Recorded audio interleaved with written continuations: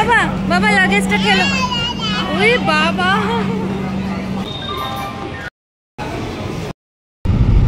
দেখতে দেখতে প্রায় 1 মাস হয়ে গেল আমরা গিয়েছিলাম পুরীতে।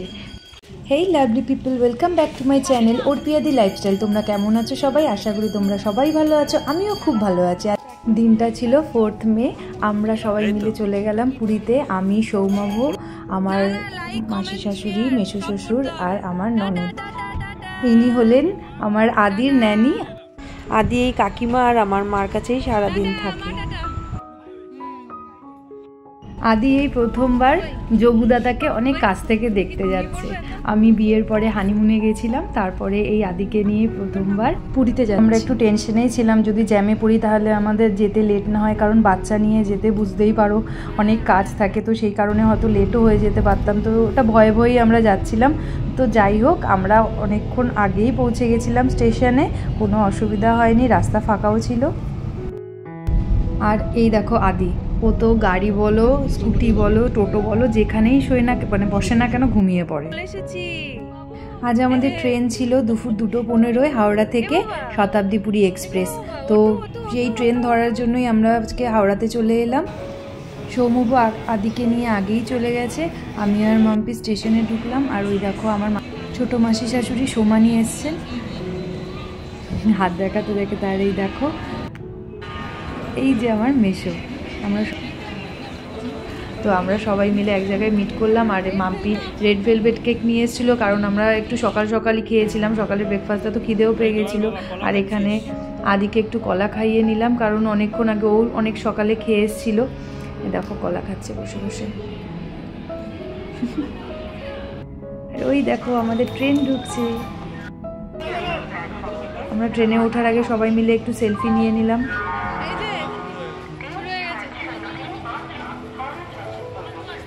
সবাই মিলে ঘুরতে যাওয়ার মজাটাই আলাদা হয় বলো, সেটা ফ্যামিলির লোকই হোক কিংবা বন্ধু বান্ধব হোক। বাবা বাবা লাগেজটা খেলো। ওই বাবা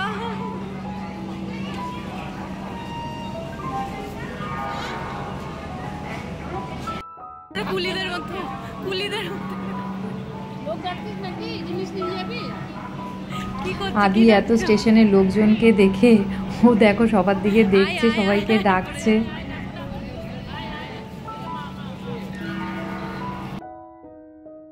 স্টেশনে একটু ফটো তুলে নেওয়ার পরে আমরা আস্তে আস্তে ট্রেনের ভেতরে ঢুকলাম। তো আমার এই ফার্স্ট টাইম শতাব্দীর এক্সপিরিয়েন্স ভালো, ওদের অ্যারেঞ্জমেন্টও খুব ভালো। ট্রেন স্টার্ট হওয়ার সাথে সাথেই আমাদের সবাইকে জলের বোতল আর নিউজ পেপার দিল। সোমানি মানে আমার মাসি শাশুড়ি বাড়ি থেকেই চা বানিয়ে নিয়ে গেছিলো, সেই চাটা আমরা ওখানেই বসে খেয়েছি, কারণ আমরা ওখানে কোনো খাওয়ার কোনো কিছু মানে ফুডটা আমরা ইনক্লুড করিনি টিকিটসের সাথে। তো সেই কারণে আমরা ওখান থেকে বাড়ির থেকেই বানিয়ে নিয়ে গেছিলাম। আদির জন্য আমি বাড়ির থেকে পপকর্ন, তারপরে মাখানা রোস্ট করে, এগুলোই কিছু বিস্কিটস, তারপরে একটু পাঁপড় রোস্ট করে নিয়ে গেছিলাম, কারণ ও একটুখানি বাইরে গেলে বায়না করে মানে আমাদেরকে যাই খেতে দেখবে ওর সেটাই দরকার। তো সেই কারণে এই ডিব্বাটা দিয়ে ওকে বসিয়ে দেওয়া হয়, ওর যেটা মনে হয় ও সেটা হাতে নিয়ে খায়। আজকে শতাব্দী এক্সপ্রেসে পায়চারি করে ঘুম পাড়াচ্ছে।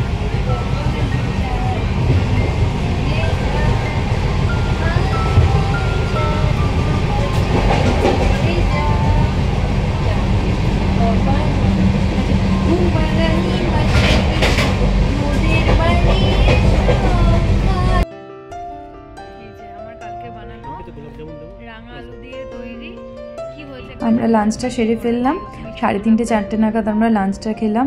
আর বাড়ির থেকেই সমস্তটা বানিয়ে নিয়ে গেছিলাম। সোমানি রুটি করে এনেছিল, আমি গোলাপ জামুন বানিয়ে নিয়ে গেছিলাম, আর দেখো চিকেন আফগানি করে নিয়ে গেছিলাম আমি।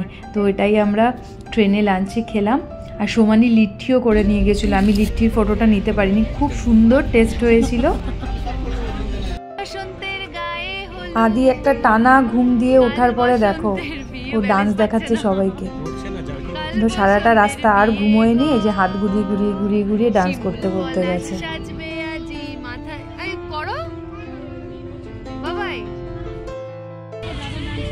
সঙ্গে আরেকজন দাদাও চলে এসছে। আদি ডান্স দেখে ও বেচারাও থাকতে পারেনি, ও আমাদের সামনে এসে দেখো ও ডান্স দেখাচ্ছে আদিকে। দেখো ট্রেন থেকে নামার আগে আদিকে সৌম্যব একটু খাইয়ে নিল।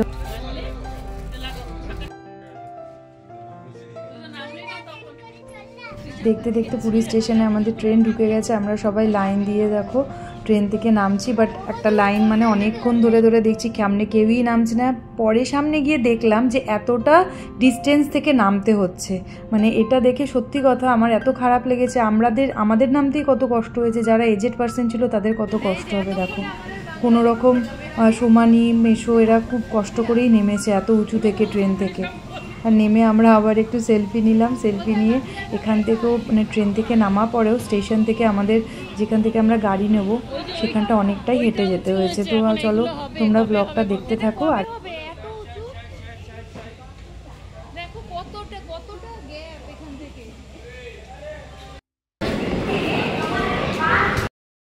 আমরা গাড়ি স্ট্যান্ডে চলে এসেছি, ওখান থেকে একটা টোটো বুক করে নিলাম। তো এই টোটো করেই আমরা আমাদের যেখানে আমরা থাকবো একদম পুরীর মন্দিরের সঙ্গে দুধওয়ালা ধর্মশালাতে, তো ওরা ডিরেক্ট ওখানেই নিয়ে যাবে আমাদেরকে।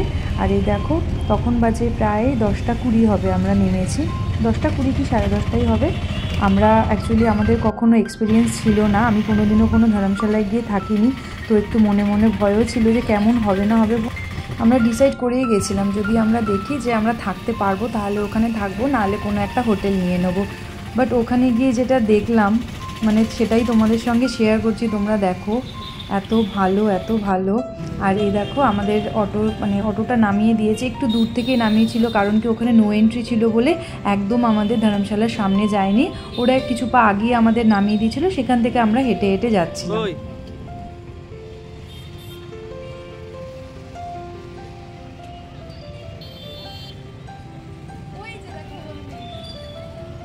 একদম মন্দিরের চূড়া দেখা যাচ্ছে, দেখো নো এন্ট্রি বলে আমাদের জাস্ট এখানটাতেই নামিয়ে দিয়েছে। দেখো মন্দিরের চূড়া দেখা যাচ্ছে, বলো আমরা জাস্ট একদম মন্দিরের সামনে জাস্ট 200 মিটার ডিসটেন্সে আমরা থাকবো ওখানে। চলো টাটা।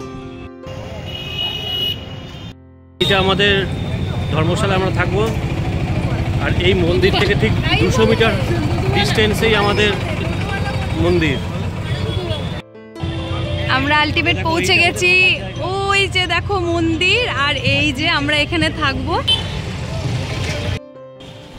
আমাদের রুমটা 2nd ফ্লোরে ছিল, পুরো হাওয়েলি টাইপের লাগছে দেখো।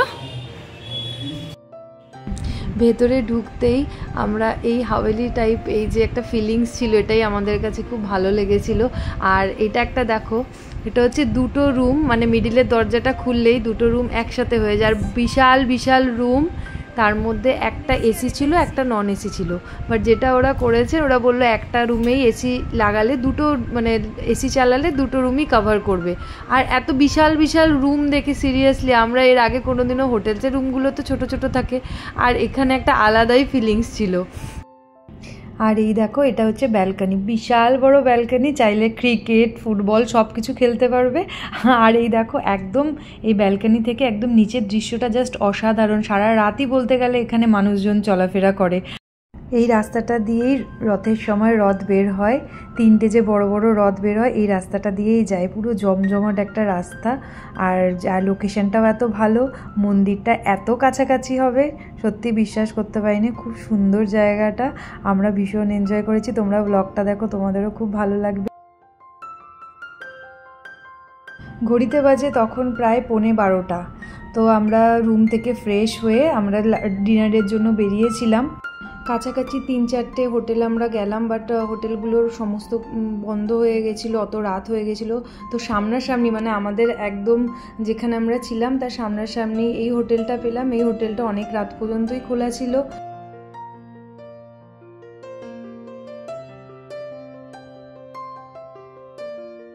আমরা ডিনারে অর্ডার করেছিলাম ভেজ থালি, আর এখানে বেশিরভাগ হোটেলগুলোই সব ভেজ।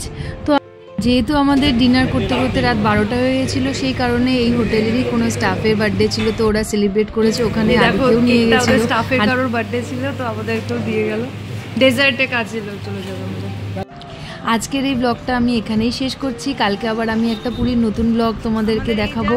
আর এইখানে যারা নতুন দেখছো তারা আমার এই চ্যানেলটাকে সাবস্ক্রাইব করতে ভুলো না, পাশে থাকা বেল আইকনটি প্রেস করো যাতে আমি ফার্দার যে ভিডিওগুলো দিচ্ছি তোমরা দেখতে পাবে। তো চলো টাটা, ভালো থেকো তোমরা, আর অবশ্যই কিন্তু কমেন্ট করে জানিও তোমাদের আমার এই ব্লগটা কেমন লাগলো। চলো টাটা, বাই, গুড নাইট। বেশো কর